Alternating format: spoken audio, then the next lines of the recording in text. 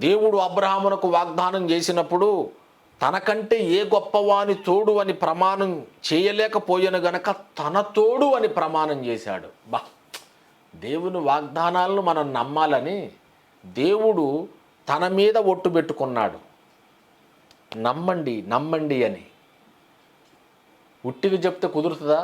మాటివ్వు అంటాం, గట్టిగా చెప్పు అంటాం, మాటిస్తాం, మాటిస్తే కుదరదు రాసివ్వు అంటాం కదా. మాటిచ్చినా సరిపోదు, ప్రమాణం చెయ్యి అంటాం. మాట కంటే ప్రమాణం విలువైనది. ప్రమాణం కూడా మాటే గనక లేదు లేదు రాసివ్వు అంటాం. ప్రామిసరీ నోట్లు రాసుకుంటాం కదా మనం.